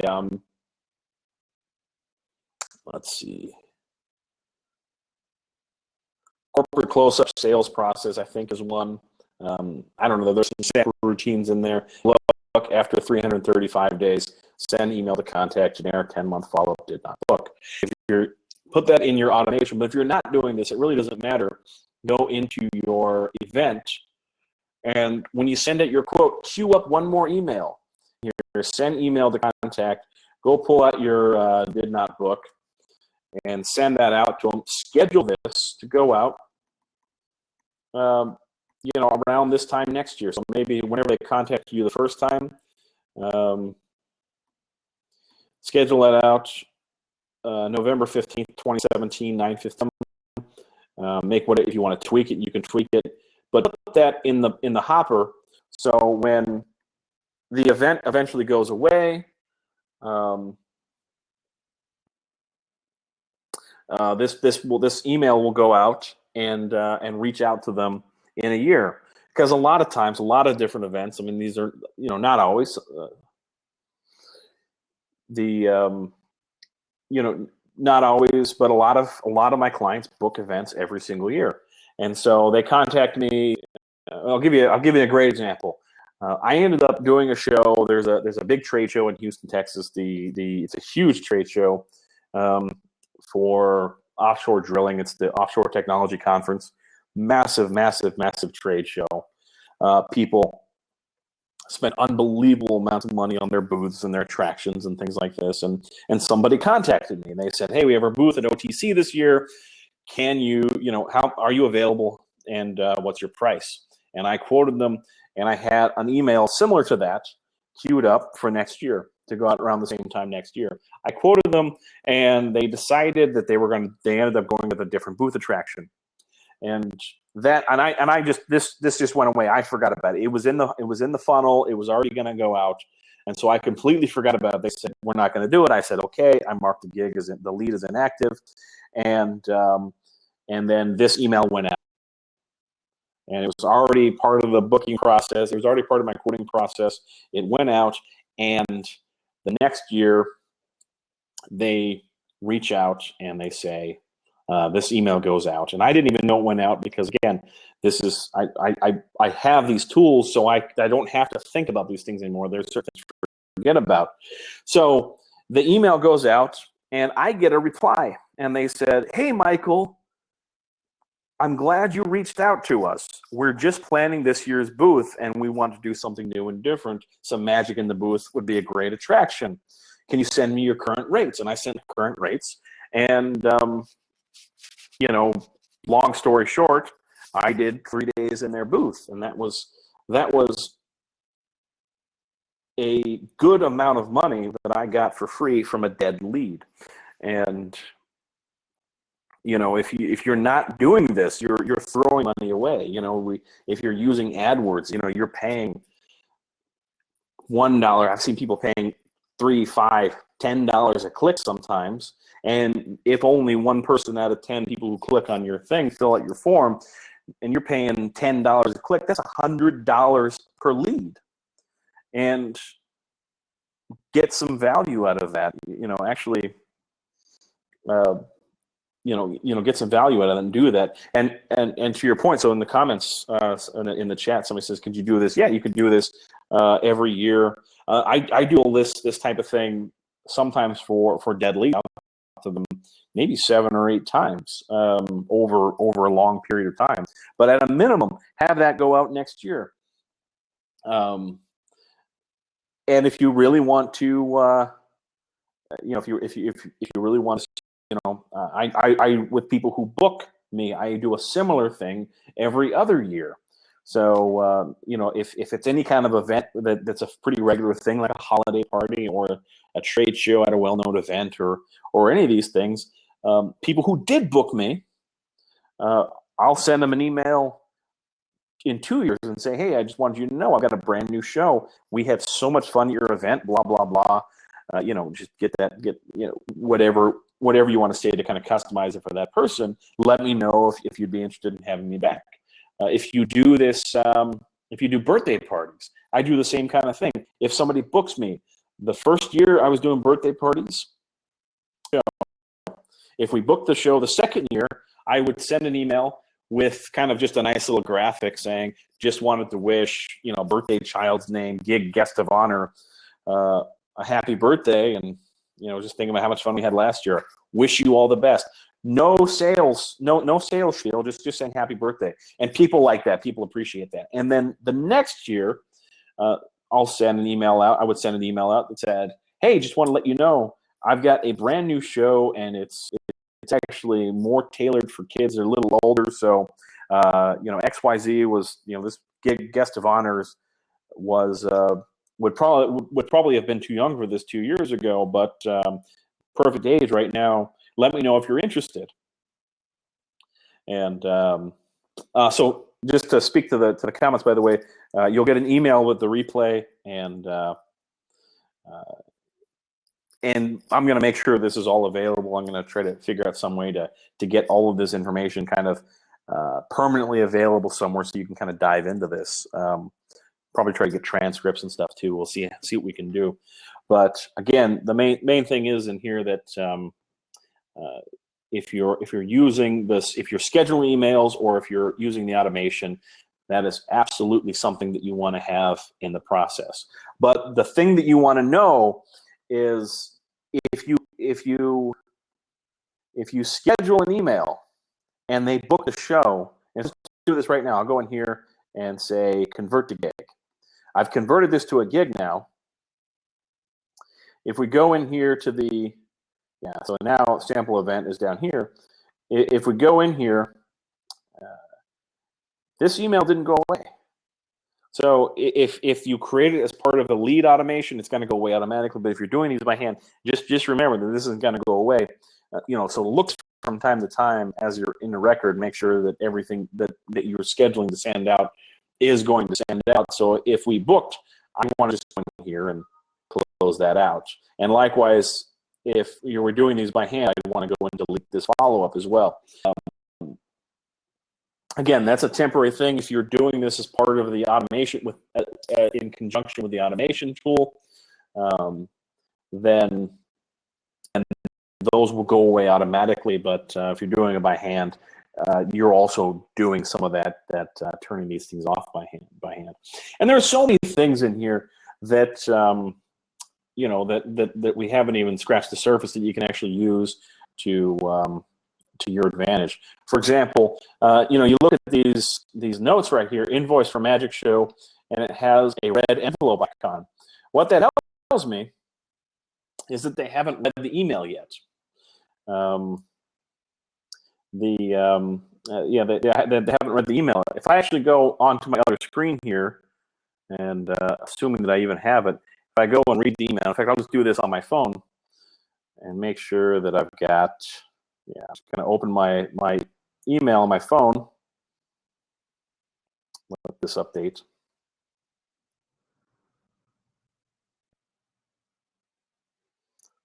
Oh, that's a good reminder. Thank you.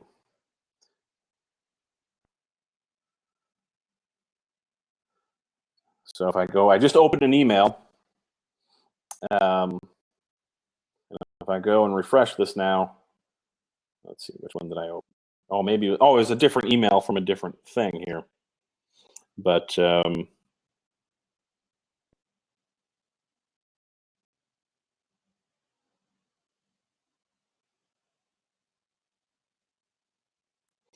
But as they open the email, it will, and it depends. Again, this is imperfect, but it gives you a pretty good indication of of whether that email has been opened. But if it has been opened, then these turn green. So one of the questions in the chat is, does the red envelope feature work on mobile devices and computers? It's actually going to be a setting that depends per email address. So if you think of email as almost like an arms race, right? They're the forces for good and the forces for evil. They're always kind of constantly at war. The bad things that people want to do with email is they basically want to find your email address. So what they used to do years and years ago, actually, I think the spammers came up with the idea for tracking email opens, and the email marketers decided they were going to kind of use this as well for good. It's useful to know if an email has been opened or not. So what they would do is they would just generate every email that they could think of. They'd go through dictionaries and lists of baby names, and they would take the census data, right? And they would get all the first names in the country and all the last names in the country, and they would do all the permutations, and they would send an email out to everything.